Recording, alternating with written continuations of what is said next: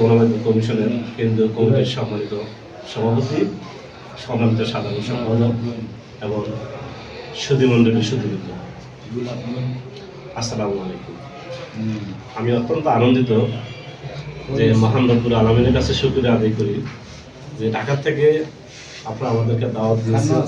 আপনাদের মাঝে আমরা পরিচিত হয়েছি, দু একটি কথা বলার সুযোগ হয়েছে।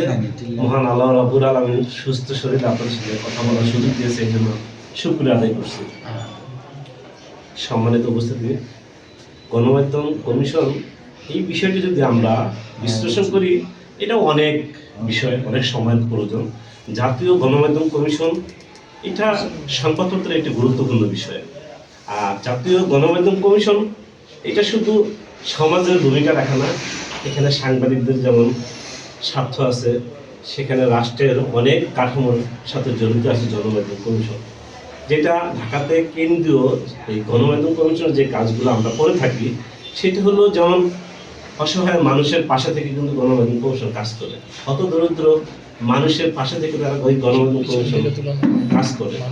বিশেষ করে আপনারা হয়তো জানেন, এখানে আমি আপনাদের এলাকায়, যদিও আমি এর আগে কয়েকবার আসছি, যেমন এই যে আন্তর্জাতিক বিষয়ক সম্পাদক জনাব কামাল ভাই, আমি অত্যন্ত তার বিশেষ করে সাংগঠনিক কাঠামো, তার অ্যাক্টিভিটি দেখে আমি অত্যন্ত আনন্দিত যে আসলে একটা সংগঠনে কিন্তু অসংখ্য লোক থাকে, সবাই কিন্তু কাজ করে না, কাজ করে কিন্তু তিনজনে কিন্তু 3000 লোককে ডিস্ট্রিবিউশন করে এবং দিক নির্দেশনা দিয়ে সংগঠন চালায়।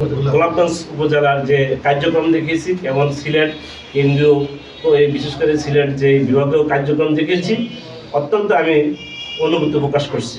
আরেকটি বিষয় হলো যেটা না বললেই নয়, যেমন গণমাধ্যম কমিশনের ভূমিকা বিষয়টি। এখানে সংবাদপত্র কিন্তু আপনারা এই গণমাধ্যম কমিশনের সাথে জড়িত আছে, আমরা সবাই সচেতন নাগরিক। এখন সচেতন নাগরিক হয়ে যদি আমরা সমাজের কাজগুলোর থেকে যদি আমরা পিছিয়ে থাকি, তাহলে সমাজ কাঠামো পরিবর্তন হবে না। আপনারা এখানে আমি জানতে পারছি যে এখানে বৈষম্য দূরকরণ যে আন্দোলনে, সেখানে আপনাদের অনেক ভূমিকা আছে। এখানে